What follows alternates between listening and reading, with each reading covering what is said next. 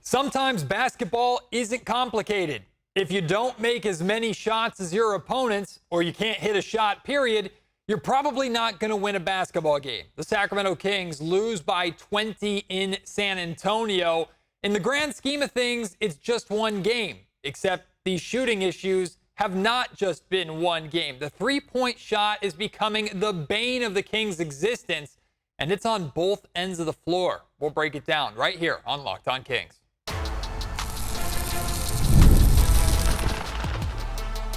You are Locked On Kings, your daily Sacramento Kings podcast, part of the Locked On Podcast Network, your team every day. And now, ladies and gentlemen, it is that time. Time for another episode of Locked On Kings.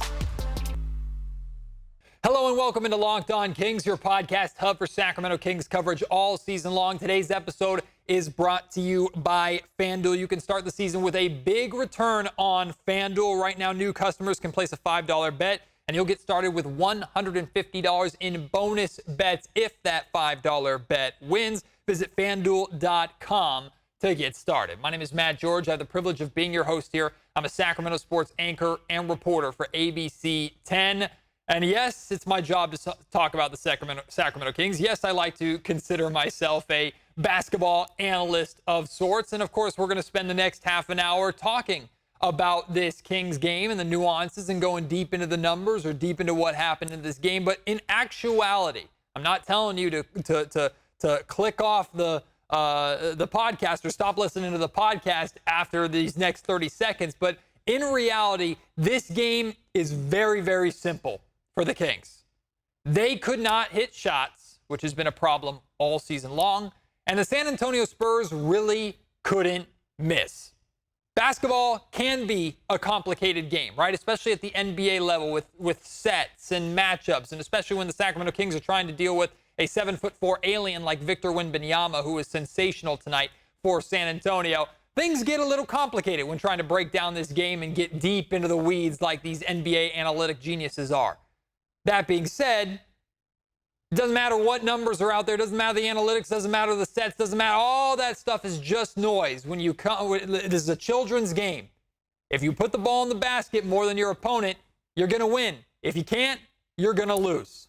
That's how you sum up tonight's 116-96 loss to the San Antonio Spurs tonight. The Spurs shot 43 of 85. That's 50.6% from the field, and a scorching 22 of 46, 47% from three-point range. Meanwhile, the Sacramento Kings, 39 of 91 from the field. That's 42%. And 10 of 38, 26% from three-point range. This is not a one-time thing, people.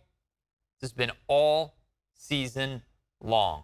In fact, I haven't checked this before. I checked a lot of numbers. I didn't check this number. If the Sacramento Kings aren't dead last in the NBA in three-point shooting after tonight's game and the last couple of games, really, I don't know how they get there because this team cannot shoot. Let's talk about the defense first. The Kings gave up way too many open three-pointers tonight. But here's the thing. They gave up way too many open three-pointers to the Phoenix Suns last night, too. And it was something that I didn't actually talk about on last night's podcast. Why? Because the Sacramento Kings came back and won that game in overtime thanks to some incredible heroics from DeMar DeRozan and De'Aaron Fox. So in reality, it wasn't really the right time to talk about it. The Phoenix Suns last night, the Suns are one of the best teams in the league at generating wide open threes. And still, I was watching that game going, I know they're good at generating wide open threes, but one, they're missing Kevin Durant, who draws a lot of attention. Two, even a team that's good at generating wide open threes should not be generating as many wide open threes as the Kings were allowing last night. The difference between last night and tonight was the Suns were missing, thank God, and the Spurs weren't missing tonight.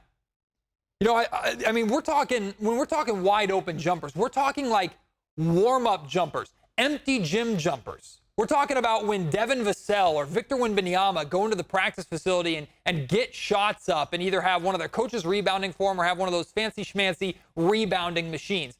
Nobody else in there except for them all the time in the world, all the space from three-point range, and they just shoot 100 to 200 to 300 a day like clockwork. Those are the looks that the Sacramento Kings are giving every single team every single night. It's no wonder that the Kings are struggling so bad with their three-point defense and have been for seasons. And it's no wonder that so many teams come into these games against the Kings with confidence from three-point range, because they know they're going to get the same looks as they get in a shoot-around, or as they get during a practice session, or as they get during individual shots like you're in your backyard.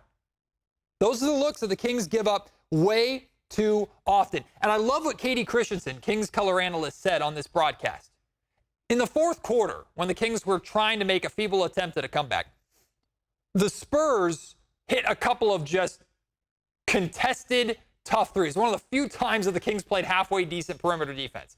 And they made them, right? And Katie goes, oh my goodness, these are contested threes that they're making. It's just that kind of night for the San Antonio Spurs. But instead of stopping there and acting like, oh, this is all on the Spurs and how good they're shooting, it has nothing to do with the Kings defense, Katie goes one step further. And she says, this is a result of the open looks and the confidence that you allowed the San Antonio Spurs to build all the way back in the first quarter, right? The Spurs were hitting shots and shooting those crazy, difficult fourth quarter threes with confidence and draining them, because all the way back at the beginning of the game when the shots weren't as important and you had 40-plus minutes to try and win that game, and the Kings played a relatively good first half, by the way.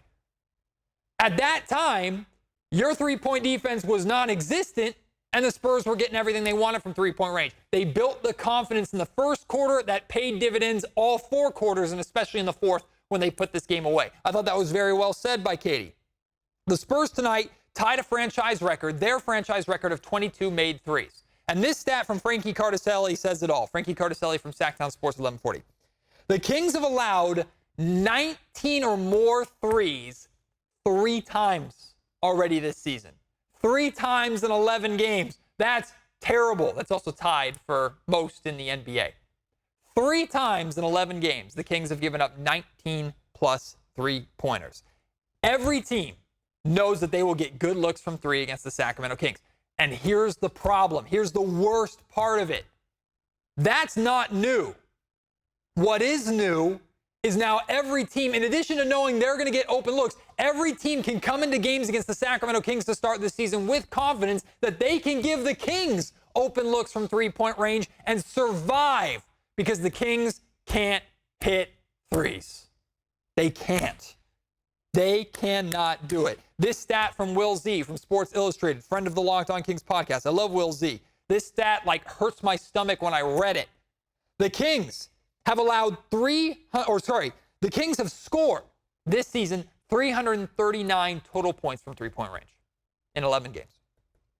The Kings have allowed their opponents to score 501 total points from three-point range. In 11 games, that's a negative 163-point difference, or an average of negative 14.7 points per game. The Kings are being outscored by almost 15 points a game from three-point range. How the hell is this team 6-5? How? And again, glass half full, as much as I want to look at this and go, man, if the Kings could just clean this up and start hitting shots, they'll be unstoppable. Because if they have a winning record when their three-point defense and offense is this bad, imagine if it's good. But at this point, what will make it good? What will make the Sacramento Kings hit shots? They can't really generate too many better looks than what they're generating. And I know Mike Brown is all about paint touches and spray threes. Kings didn't do a great job of that tonight. Part of the reason is because you got a 7'4" shot blocker waiting for you at the rim, and the Kings were a little tentative to try and get to the paint. I understand that, and when they did get there, they didn't spray the ball as much. But this season, the Kings have been touching the paint and spraying the wide open threes and bricking them. It doesn't make sense. This Kings team cannot shoot, and I don't want to hear a damn thing tonight about tired legs. I know it's the second night of a back-to-back. I get tired standing up and running to my fridge to get some food and running back to my couch during a commercial break.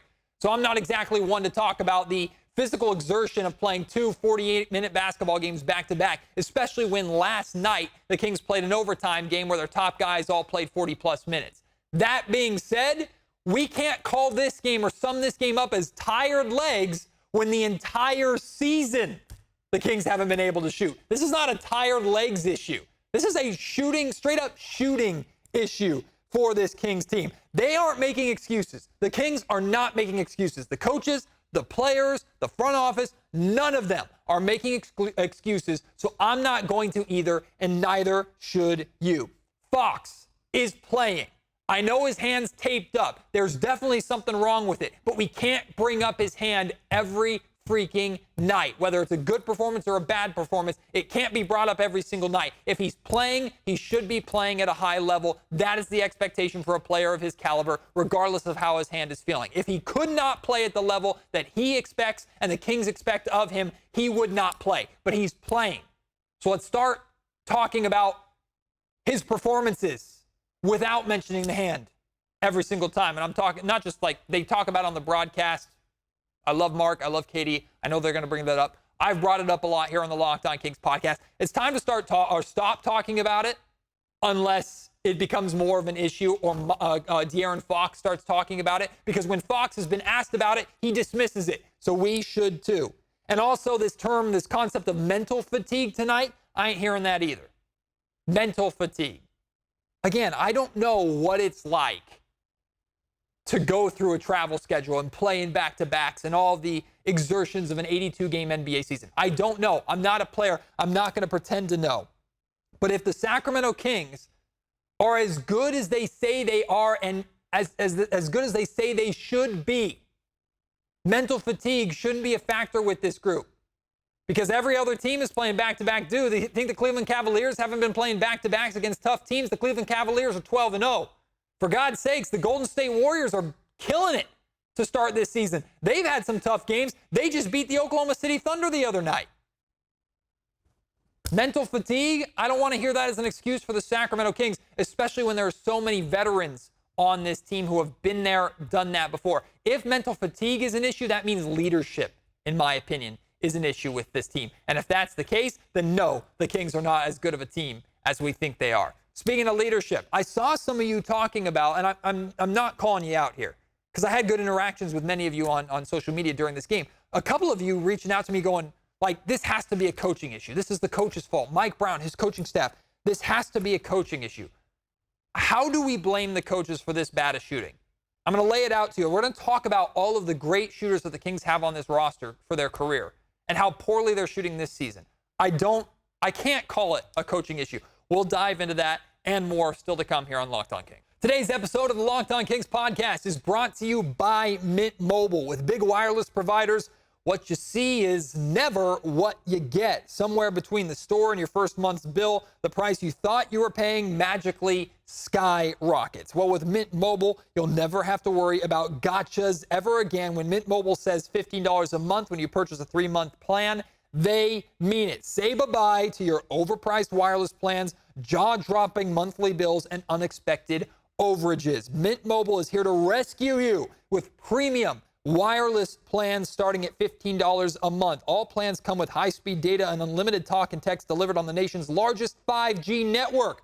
Use your own phone with any Mint Mobile plan and bring your phone number along with all of your existing contacts. Ditch overpriced wireless with Mint Mobile's deal and get 3 months of premium wireless service for $15 a month. To get this new customer offer and your new 3-month premium wireless plan for just $15 a month, go to mintmobile.com/lockedonnba. That's mintmobile.com/lockedonnba. Cut your wireless bill to $15 a month at mintmobile.com/lockedonnba. $45 upfront payment is required, equivalent to $15 a month. New customer on first 3-month plan only. Speed slower above 40 gigabytes on unlimited plan. Additional taxes, fees, and restrictions apply. See Mint Mobile for details. I do not blame Mike Brown for the Sacramento Kings not being able to hit threes. I do not blame Jay Triano for the Sacramento Kings not being able to hit threes. I do not blame Monty McNair for the Sacramento Kings not being able to hit threes. I do not blame Kings fans or myself or the media or anybody except for the players for their inability to hit threes. How in the world could it be Mike Brown's fault that Doug McDermott, a career 40% three-point shooter, is shooting 30% from three so far this season? How in the world could it be Mike Brown's fault for Keegan Murray, a career 37% three-point shooter, to shoot 28% from three so far this season? How in the world could it be Mike Brown's fault that De'Aaron Fox and Malik Monk, career 33 and 35% three-point shooters, are both shooting 27% from three-point range to start this season? How in the world could it be Mike Brown's fault if Jordan McLaughlin, a career 36% three-point shooter, is shooting 25% from three-point range? How in the world could it be Mike Brown's fault that Trey Lyles, a career 34% three-point shooter, is shooting 22% from three-point range? The Kings have four players on their roster: Domantas Sabonis, DeMar DeRozan, Kevin Huerter, and Keon Ellis. Four players shooting above 30% from three-point range.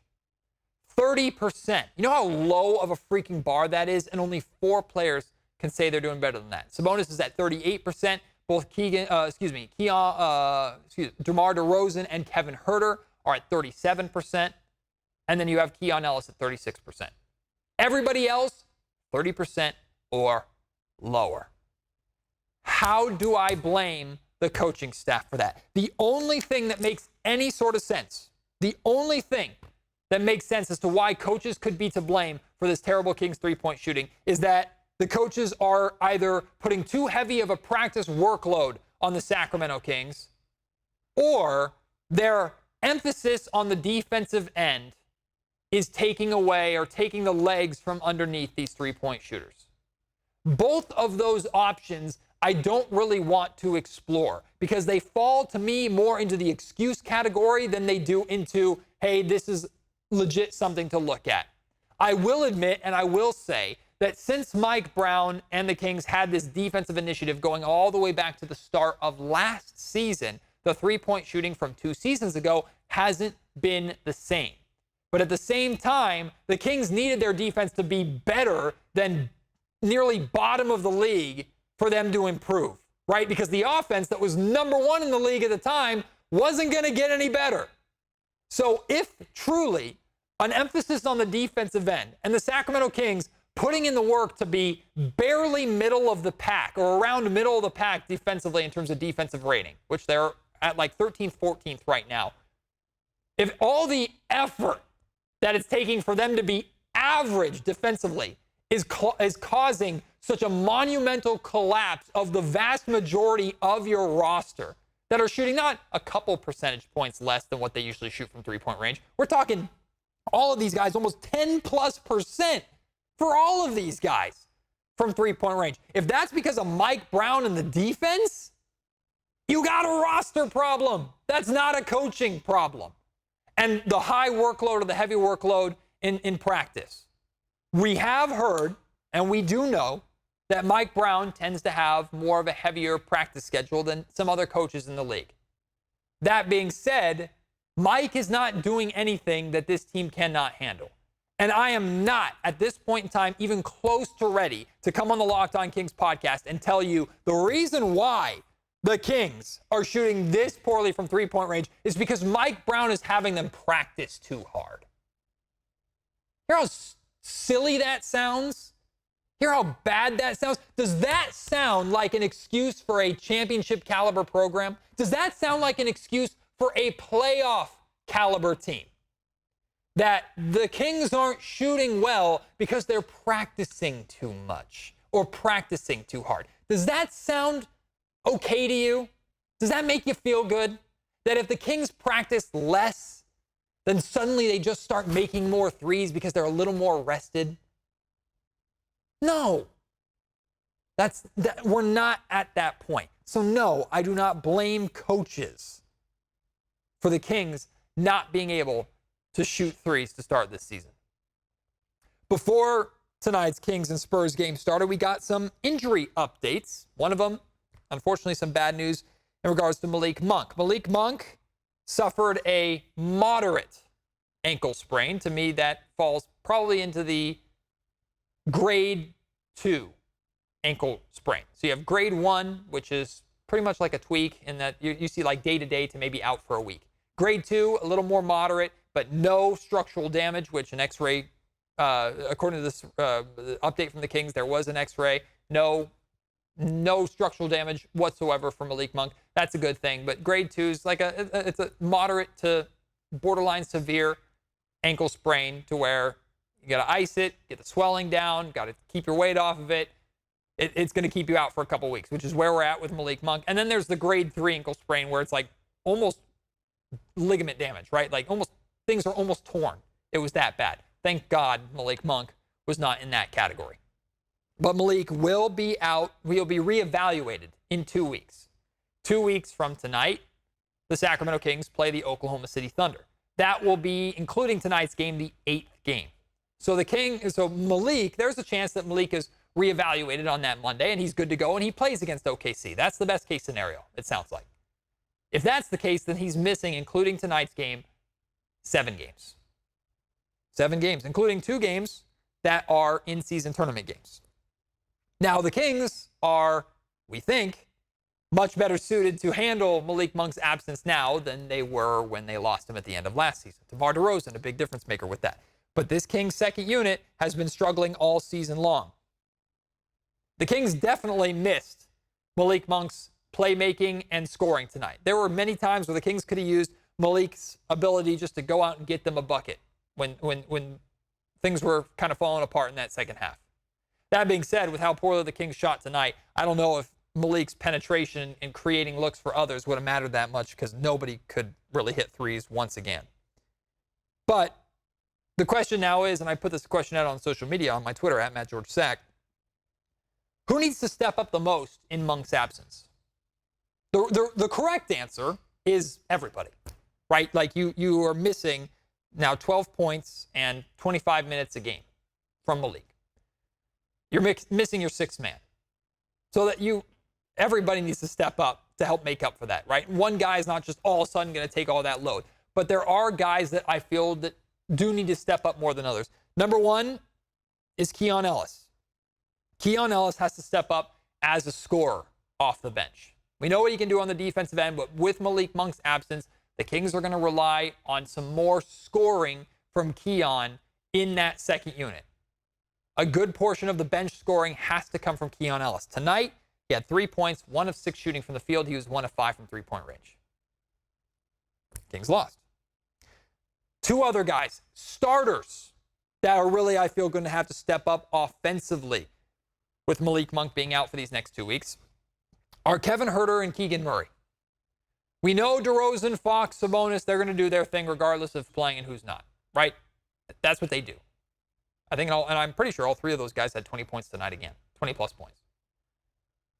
But Kevin and Keegan, those guys need to be probably consistently mid to high teens on a nightly basis while Malik Monk is out. Those 2 guys need to step up and take over some of that scoring that you were getting from your 6th man. And tonight, the 2 of them combined for 7 points on 3 of 14 shooting and 1 of 10 from three-point range. So those are the 3 guys that I'm mainly looking at. Keon Ellis specifically off the bench, and then scoring boosts for Kevin Huerter and Keegan Murray in the starting lineup to help make up for Malik Monk's absence over these next 2 weeks. They didn't get any of that tonight, and they lost by 20, their worst loss of the season in San Antonio. We also got an update on the status of Devin Carter. Good news for Kings rookie Devin Carter. He had his 4-month follow-up appointment today with his doctor after 4 months ago in July. He had his left shoulder surgery.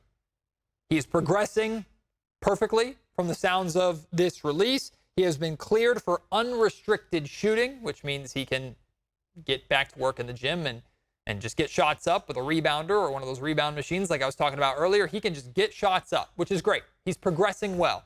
We will get another update on Devin Carter's status in January. And remember, January was initially the reevaluation time of, hey, January is when maybe Carter could come back. So he's on track That's all you can ask for. Devin Carter is on track. Again, he's a rookie. I don't know him coming back, how much of a difference that's going to make for the Sacramento Kings right away, especially midway through the season or around the midway point of the season. But with how badly this bench has been playing, who knows? Get him in, let him out there. See if he can do anything for you. So good news on the Devin Carter front. Now the Kings return home. They got some home cooking over the next couple of weeks. Home court advantage. Time to make it an advantage again. We'll talk about these home games, what the Sacramento Kings need to do in these home games. And did the San Antonio Spurs invent and break a new unwritten rule in the NBA tonight? I'll explain in a second. Like I said at the top of the show, today's episode of Locked On Kings is brought to you by FanDuel. Get ready to tackle the NFL action with FanDuel, America's #1 sportsbook, because right now new customers can bet $5 and get $150 in bonus bets if you win. The FanDuel Sportsbook app gives you everything you need to place live bets on the NFL, the NBA, the MLB, the NHL, professional soccer, college sports, you name it, it's there, all in one place. So when you get the hunch in the middle of a game, you can check out the latest stats, view live play-by-play, and so much more on the same page where you place your bets. Just visit FanDuel.com to join today. Again, you'll get started with $150 in bonus bets if you win your first $5 bet. So take those $5, put it on the easiest bet you can find. Hell, put your $5 on the Cleveland Cavaliers at this point. They may never lose again. The Cleveland Cavaliers have been incredible to start this season. When you win, $150 in bonus bets on FanDuel.com. Never waste a hunch and make every moment more with FanDuel, an official sportsbook partner of the NFL.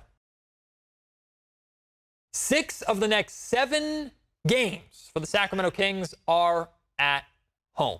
Their one road game is in LA against the Clippers.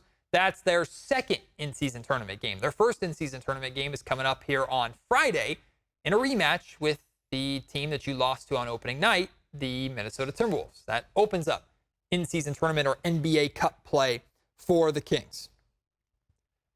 The Golden One Center, beautiful stadium, beautiful arena, state of the art, right? We absolutely love it here in Sacramento. It's the pride and joy of Sacramento in so many ways. You know who also loves the Golden One Center?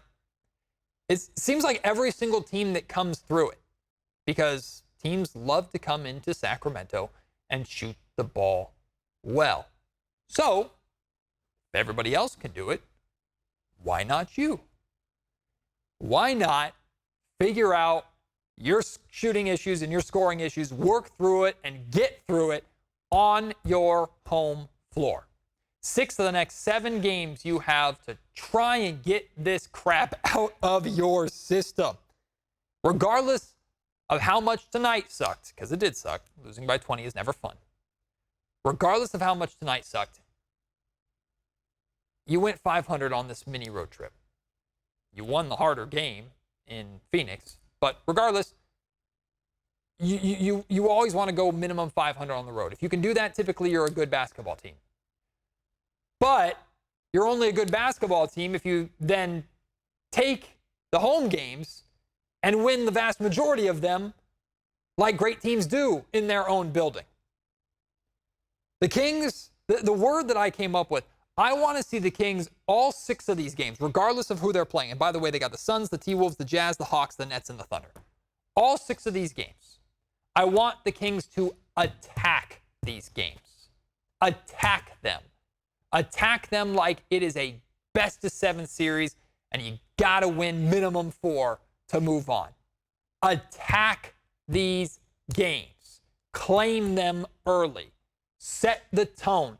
Force your opponents to match your energy, to match your physicality. You have every advantage, plus you'll have 18,000 fans in that building every single night ready to explode when those three-point shots finally start to fall.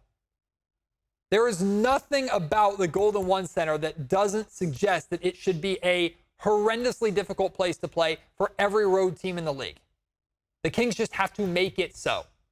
So I want to see the Kings attack each one of these games. That doesn't mean they have to come out on a 10-0 run to start every single game, but establish yourself, right? Show teams who you are. Make sure you are playing your brand of basketball. If you lose, so be it. There are good teams coming through here that you may lose to even playing well. But I want to see the best version of the Sacramento Kings more than once during this 6-game.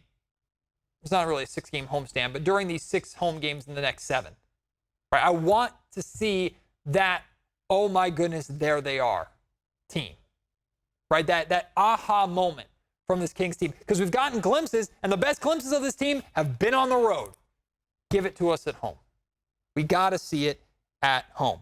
Again, go get 4 of these 6 games minimum. Get 4 of them minimum. That is the bare minimum expectation. Go 4-2. The goal should be 5. If you can get all 6, phenomenal. The goal should be 5. Minimum expectation is 4. You have to defend home court, or you will not be the team that you expect or say that you want to be. The San Antonio Spurs may have written and broken a unwritten rule in the NBA tonight. Now, unwritten rules are always kind of like tongue-in-cheek, kind of roll your eyes, right? We hear about unwritten rules in baseball where, like, you don't show up the pitcher with bat flips and celebrating a home run too much when you hit a home run. Like, unwritten rules are silly, but they exist in all sports, and they're all different. Probably the biggest unwritten rule in the NBA is dribbling out the clock, but scoring. Like, you already won. The game's over. Nobody's playing defense. You can dribble out the clock and end the game, and then somebody goes and shoots and makes a 3 or dunks the basketball for no reason, right? It's just, like, for lack of a better term, it's like you're pimping up the game for no reason. You're pimping up your victory. You're just showboating at that point. You're showing your opponent up. That's an unwritten rule in basketball. You'll see players try and fight each other because of stuff like that when it happens. You'll see coaches grab players basically by the ear and go, we don't do that. It's happened before. So then what do we call the San Antonio Spurs? This wasn't Greg Popovich, by the way. He's been out with illness, and hopefully he gets better soon. But what do we call the San Antonio Spurs challenging a call up 16 points with 1:23 remaining? What do we call that if not, like, an unwritten rule? Like, you've already won. The game's over. So what if the ball was out of bounds off of your guy? Who cares? Let it go. You're just extending the game for no reason. I mean, maybe this is just old man, get off my lawn on my point. Honestly, I'm laughing more about it than I am angry about it. It doesn't really bother me. But it would, if that ever happened, like, if Mike Brown ever did that to a team where the Kings were up 16 with 1:23 to go, and they challenged a call for no reason, and the other coach came to Mike and was screaming at him at half court, I wouldn't blame the other coach. Even if it was happening to the team I support or the coach that I support, I wouldn't blame him. Who cares? That's ridiculous. It's silly. So I thought, I've never seen that before.